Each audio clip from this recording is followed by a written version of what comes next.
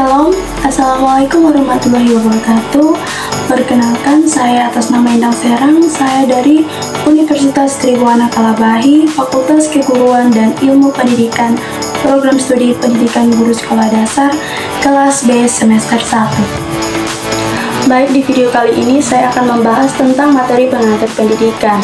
Nah, dalam materi ini ada 4 topik yang akan saya jelaskan dalam video kita kali ini. Yang pertama, inovasi pendidikan.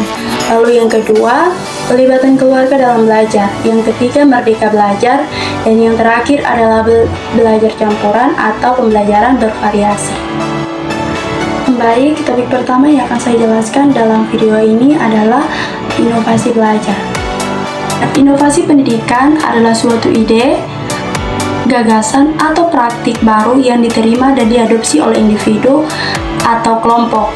Ciri-cirinya meliputi yang pertama, pergeseran tugas pendidikan dari orang tua ke guru atau dari rumah ke sekolah. Lalu yang kedua, adopsi kata tertulis ke instruksi lisan. Lalu yang ketiga, penemuan alat percetakan yang memperluas ketersediaan buku. Lalu yang terakhir, penggunaan alat elektronik seperti radio, telepon, TV, komputer, proyektor LCD, dan internet.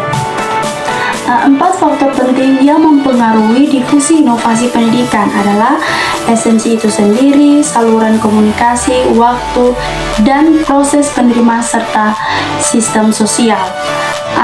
Esensi inovasi berkaitan dengan teknologi, informasi, dan pertimbangan ketidakpastian. Saluran komunikasi adalah cara informasi tentang inovasi yang disebarkan. Waktu dan proses penerimaan merujuk pada tahapan yang dilalui individu atau kelompok dalam menerima inovasi, mulai dari pengetahuan, bujukan, pengambilan keputusan, implementasi, hingga konfirmasi. Jadi, inovasi pendidikan dan teknologi pendidikan adalah satu kesatuan yang tidak dapat dipisahkan. Keduanya saling mempengaruhi dan mendukung satu sama lain dalam mencapai tujuan pendidikan yang lebih baik lagi. Topik yang kedua yang akan kita bahas dalam video kali ini adalah pelibatan keluarga dalam belajar. Strategi pelibatan keluarga dalam pendidikan sangat penting untuk mendukung keberhasilan akademik, pertumbuhan sosial, emosional siswa. Ada beberapa strategi yang dapat diterapkan. Strategi yang pertama adalah penyediaan akses bagi orang tua dan juga keluarga. Merancang kurikulum yang melibatkan orang tua dan keluarga dalam proses pendidikan, baik sebagai pengajar maupun pendamping siswa. Strategi yang kedua adalah strategi kunjungan ke rumah. Strategi ini melibatkan kunjungan ke rumah siswa, terutama bagi siswa yang partisipasinya rendah. Tujuannya adalah untuk membangun konektivitas awal dan mendukung pengembangan pendidikan siswa secara keseluruhan. Lalu strategi yang ketiga adalah penyediaan pusat layanan komprehensif. Membentuk posko layanan yang mewadahi orang tua dan juga keluarga untuk berkonsultasi tentang perkembangan anak-anak mereka. Posko ini bisa berbasis offline di sekolah maupun online melalui grup-grup WhatsApp. Lalu strategi yang terakhir adalah strategi generasi silang. Strategi ini melibatkan pemutusan rantai ketertidakdidikan siswa dengan menggantikan peran orang tua yang kurang bisa terlibat dalam pendidikan dengan orang tua yang bisa terlibat penuh. Strategi-strategi ini semakin penting di tengah pandemi COVID-19, di mana pembelajaran jarak jauh menjadi norma dan keterlibatan keluarga dalam pendidikan menjadi lebih penting. Lalu topik yang ketiga yang akan kita bahas dalam video kali ini yaitu merdeka belajar. Merdeka belajar adalah konsep pendidikan yang memberikan kebebasan kepada siswa untuk berkreatif dan berinovasi dalam proses belajar mereka.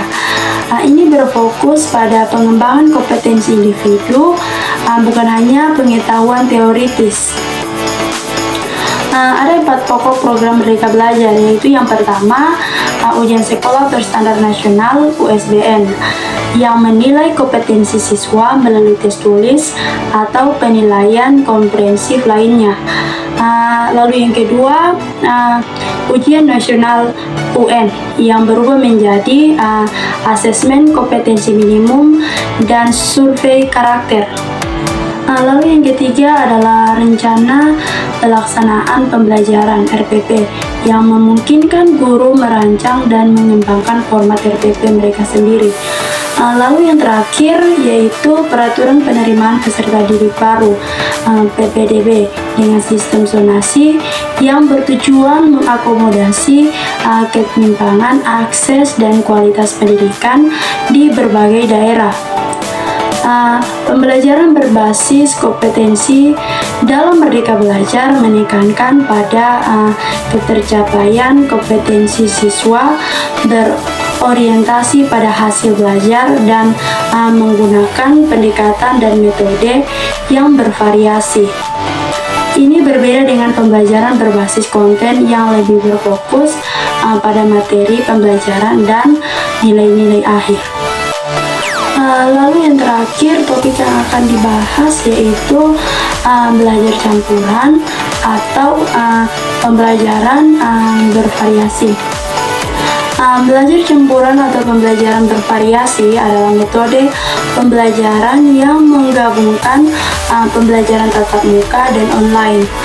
Ini memberikan fleksibilitas dalam proses belajar dan memungkinkan interaksi sosial antara fasilitator dan peserta didik. Dalam era new normal, beberapa strategi pembelajaran yang dapat diterapkan meliputi pembelajaran dalam kelompok kecil, kunjungan ke rumah, pembelajaran berbasis proyek, pembelajaran online, dan yang terakhir belajar campuran.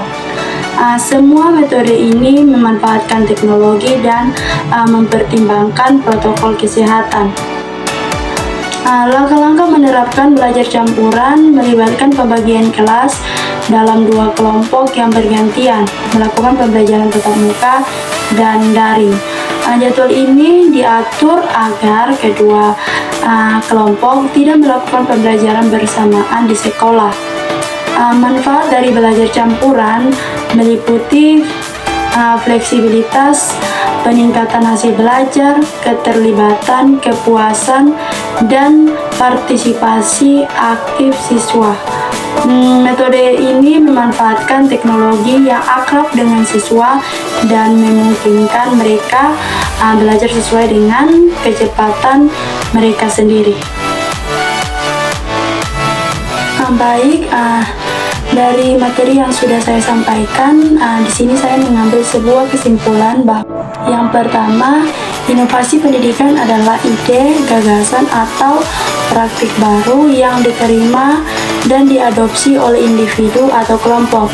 Yang kedua, strategi pelibatan keluarga dalam pendidikan sangat penting untuk mendukung keberhasilan akademik dan pertumbuhan sosial emosional anak. Beberapa strategi yang dapat diterapkan melalui penyediaan akses bagi orang tua dan keluarga, penyediaan pusat pelayanan, dan strategi generasi silang. Lalu yang ketiga, Merdeka Belajar. Merdeka Belajar adalah konsep pendidikan yang memberikan kebebasan kepada siswa untuk berpikir kreatif dan berinovasi.